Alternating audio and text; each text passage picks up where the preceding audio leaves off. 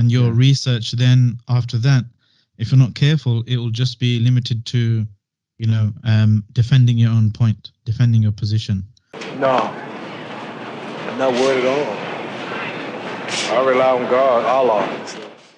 You literally, and I agree with you. Like 10 years ago, I felt Google was better in searching something than it is now. Like I have to trick Google. I gotta use a VPN. Actually, I don't even use it anymore. I think other browsers now are coming out which are better. I'll get better results on DuckDuckGo rather than Google. Things like that. But I think Google is very poor because if you put in Islam right now, most of the stuff you're gonna get are just it's just bakwas. Like it's like garbage. You know what I mean?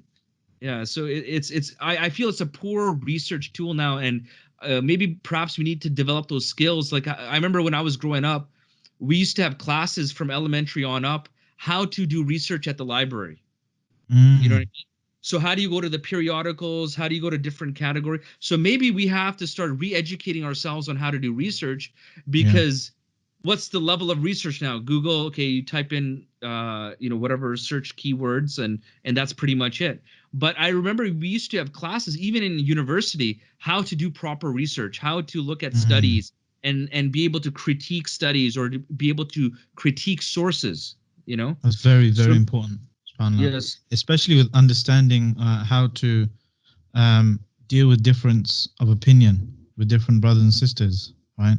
Yeah. It's very, very important, because once you express your own opinion, or once you just hear an opinion, let alone before you express it, it takes root in your heart. And your research then after that, if you're not careful, it will just be limited to, defending your own point, defending your position. There was a scholar who wrote a very, very beautiful passage, right? Al-Mu'allim al-Yamani, rahimahullah. I'm completely going to destroy this by recalling it from memory, but it's very, very important for just look how honest he is with himself, right? When we're thinking about something, he says, sometimes I'll think about a mas'ala, maybe a fiqhi issue or whatever, and I'll just think about it in myself until it settles in my heart. Right, and then it becomes firmly embedded in my heart. That becomes my position on something, and then later on, I haven't even told anyone this.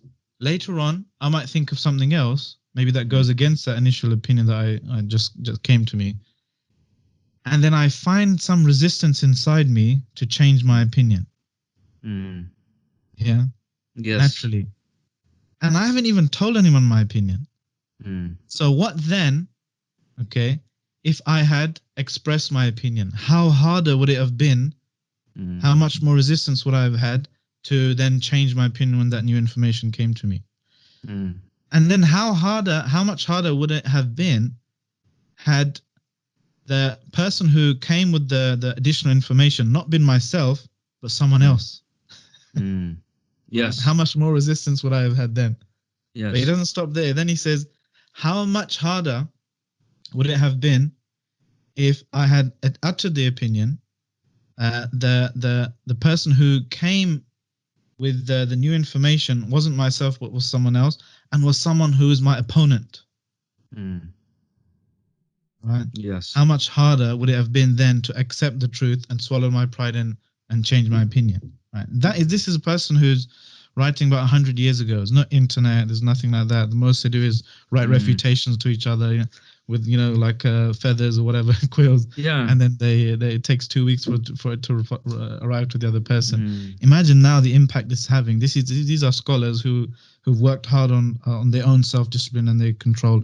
And now I come along with one of these, and you give it to a child of 15-year-old child. They have an opinion now. They broadcast it and they go through this